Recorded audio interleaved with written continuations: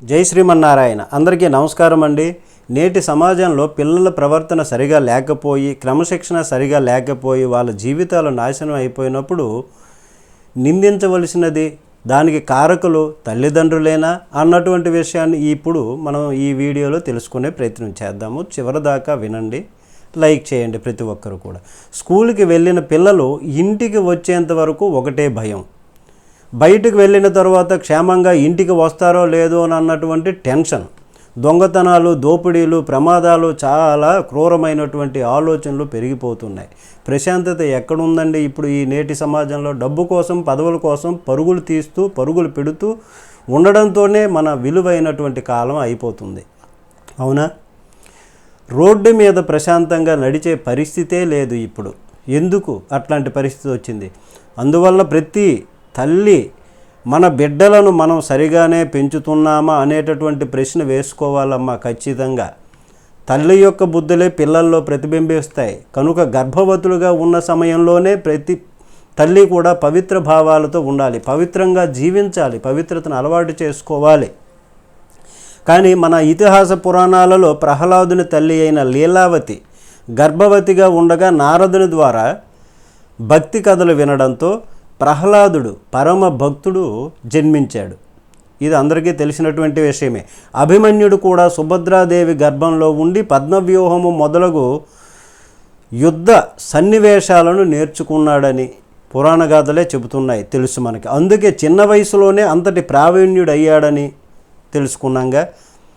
దీనిని సైన్స్ కూడా నిరూపించింది. కానీ దురదృష్టవశాత్తు ఈనాటి తల్లులు టీవీల ప్రభావం వలన, హింసనే చూడడం వలన, దొంగతనాలు, దోపిడీలు, మానభంగాలు, మోసాలు వలన పిల్లలు ఎమోషనల్గా తయారయ్యే పరిస్థితి ఏర్పడుతుంది. వాళ్ళు ఇవన్నీ వినడం వలన వాళ్ళకి పుట్టబోయే పిల్లలు ఈ విధంగా తయారవుతున్నారు. వీటన్నింటికి కారణము ముమ్మాటికి తల్లే, ఖచ్చితంగాను. కాబట్టి నేటి తల్లులు ఇటువంటి విషయాల పట్ల జాగ్రత్తగా ఉండాలి, దూరంగా ఉండాలి. జాగ్రత్త పడితే వారి ఆశయాలకు తగినటువంటి పిల్లలు పుడతారు. ముమ్మాటికి ఇది నిజము, ఇది ఖచ్చితము కూడా.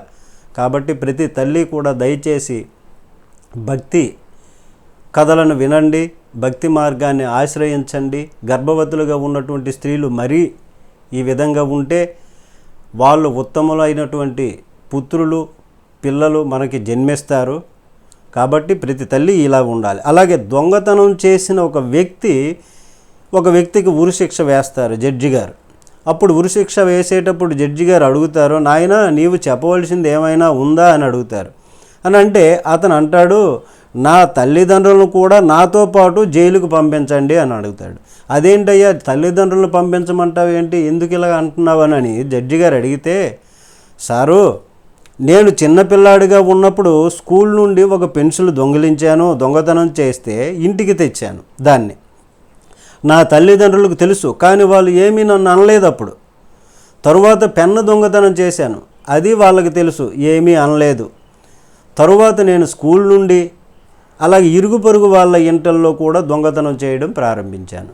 ఆ విధంగా దొంగతనం చేస్తూ ఉంటే అప్పుడు కూడా నాకేమనలేదు వాళ్ళు. అది నాకు అలవాటుగా మారిపోయి ఇప్పుడు పెద్ద దొంగనయ్యాను. అయినా వాళ్ళు ఎప్పుడూ నన్ను కోప్పడలేదు, తప్పని కూడా చెప్పలేదు, ఇది తప్పురా నాయన అనలేదు. అందుకు వాళ్ళు శిక్షార్హులే కదా సారు అని అంటాడు జడ్జి గారితో. ఇదే నేను చెప్పగలిగింది అంటాడు ఆ అబ్బాయి. తల్లిదండ్రుల ఆలోచన ఎలా ఉంటుందంటే ప్రతి దానిని వాయిదా వేసుకుంటూ వెళ్ళిపోతూ ఉంటారు. తర్వాత దాన్ని కరెక్ట్ చేద్దాం, తర్వాత దాన్ని సరిదిద్దుదామని అనుకుంటూ దాటవేస్తూ వెళ్ళిపోతుంటారు.